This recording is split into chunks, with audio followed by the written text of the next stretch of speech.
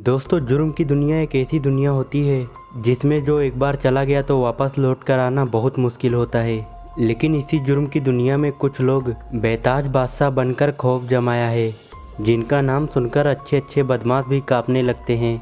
एक का नाम उज्जैन का डॉन दुर्लभ कश्यप और दूसरा दिल्ली का रहने वाला नीरज बवाना। दोस्तों, आज इन दो गैंगस्टर की तुलना करने वाले हैं, जो एक कोहिनूर के नाम से मशहूर उज्जैन का बादशाह तो दूसरा दिल्ली का दाऊद कहे जाने वाला नीरज बवाना। तो अंत तक पता चल जाएगा कि कौन है ज़्यादा खतरनाक। तो पहले शुरुआत करते हैं नीरज बवाना से। लेकिन दोस्तों, शुरुआत करने से पहले बता दूं कि ये वीडियो बनाने का मकसद सिर्फ गैंगस्टर की ज़िंदगी से जुड़ी सच्चाई बताना है, ना कि किसी भी गैंगस्टर का समर्थन करना या फिर बढ़ावा देना। तो चलिए बढ़ते हैं अपने वीडियो की तरफ।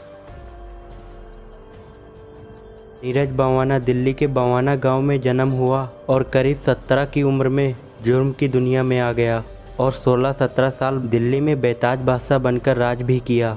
और इस 16-17 साल में कई दुश्मन भी बनाए। पहले शुरुआत मारपीट फिरौती से शुरू हुई, लेकिन फिर बड़े बड़े अपराध करने लगा। दिल्ली, हरियाणा, राजस्थान सहित कई राज्यों में नीरज बवाना के खिलाफ हत्या, जबरन वसूली, जान से मारने की धमकी जैसे संगीन केस दर्ज थे। नीरज बवाना दिल्ली के तिहाड़ जेल में बंद है, लेकिन जेल में बंद होने के बावजूद भी अपनी गैंग को वहीं से चलाता है। नीरज के गैंग उसके इशारे पर किसी भी अपराध को अंजाम देने के लिए तैयार रहती है। और कहा जाता है सागर हत्याकांड के मामले में भी सुशील कुमार ने नीरज गैंग की मदद ली थी और इस घटना को अंजाम दिया गया था। और कई बार नीरज बवाना अपने गैंग से भिड़ चुका है और गैंगवार के चलते करीब 1.5 दर्जन लोग मारे गए थे। तिहाड़ जेल में बंद इस खूंखार अपराधी के मांगे भी अजीबोगरीब रहती है। कुछ समय पहले नीरज बवाना ने जेल प्रशासन से मांग की थी कि उसे घर का बना खाना, नॉनवेज और आईपैड दिया जाए।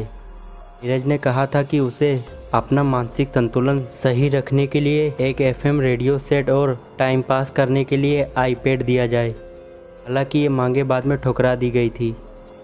नीरज बवाना और उसकी गैंग का खौफ आज भी ऐसा है कि उसे दिल्ली का दाऊद कहा जाता है। तो ये थे दिल्ली के नीरज बवाना की ज़िंदगी से जुड़ी कुछ किस्से।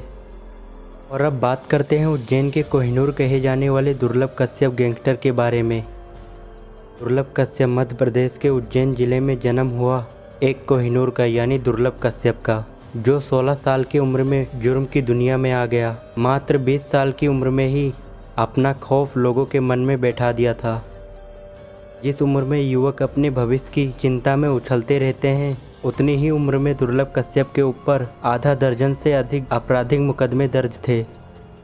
दुर्लभ को उज्जैन का सबसे बड़ा डॉन बनना था, इसलिए दुर्लभ सोशल मीडिया का सहारा लिया। दुर्लभ अपने फेसबुक प्रोफाइल में लिखा था कि वो एक कुख्यात बदमाश, हत्यारा, पीवर अपराधी है और कोई सा भी विवाद हो, कैसा भी विवाद करना हो तो मुझसे संपर्क करें।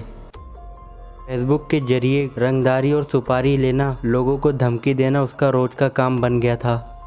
दुर्लभ कश्यप सोशल मीडिया के जरिए धमकी देने के अलावा अपनी ड्रेसिंग के कारण भी चर्चे में रहता था। माथे पर लाल टीका, आंखों में सुरमा और कंधे पर गमछा, यही दुर्लभ कश्यप और उसके गैंग की पहचान थी। और कुछ ही सालों में दुर्लभ आतंक का पर्याय बन गया था। हालांकि 2018 में पुलिस प्रशासन के कई प्रयासों के बाद दुर्लभ और उसकी गैंग का पर्दाफाश कर दिया।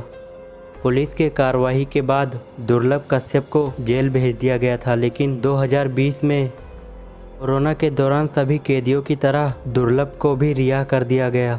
7 सितंबर 2020 की वो रात जो दुर्लभ कश्यप की आतंक उज्जैन से ख़त्म होने वाली थी। देर रात दुर्लभ चाय की दुकान पर चाय और सिगरेट पीने गया था, लेकिन वहीं पर दूसरे गैंग से विवाद के चलते गैंगवार भिड़ गया और उस गैंगवार में दुर्लभ कश्यप की 34 बार चाकुओं से गोदकर, जिससे उसकी मौके पर ही मौत हो गई। हालांकि अब दुर्लभ कश्यप जैसा गैंगस्टर इस दुनिया में नहीं है, पर उसके नाम पर आज भी कई सारे गैंग चलती है। तो दोस्तों, अब बात करें मेरी ओपिनियन की, तो दुर्लभ कश्यप और नीरज बवाना में क्या अंतर है। नीरज बवाना को एक लंबे समय लगा अपने नाम का सिक्का जमाने का, और वहीं दुर्लभ कश्यप की 3 सालों में उसके नाम से पूरे उज्जैन में टूटी बोलने लगी थी। और जहां नीरज बवाना एक हैंडसम लुक की तरह लगता था, तो वहीं दुर्लभ कश्यप एक भयानक लुक के साथ उसके ड्रेस कोड भी थे।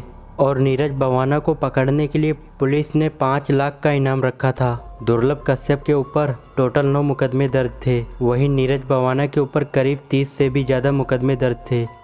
और नीरज बवाना को पकड़ने के लिए कई राज्य की पुलिस करीब 1.5 साल तक ऑपरेशन चालू किया, लेकिन फिर भी पकड़ नहीं पाई। इसीलिए दोस्तों दुर्लभ से नीरज को ऊपर रखेंगे। दोस्तों इस कहानी से हमें सीखना चाहिए कि जुर्म की दुनिया में कुछ भी नहीं मिलता है, और अगर मिलता भी है तो मौत या फिर पूरी ज़िंदगी जेल के पीछे सज़ा काटो। आप अपना राय कमेंट में ज़रूर रखना और वीडियो को लाइक करके हमारे चैनल को सब्सक्राइब करना मत भूलना।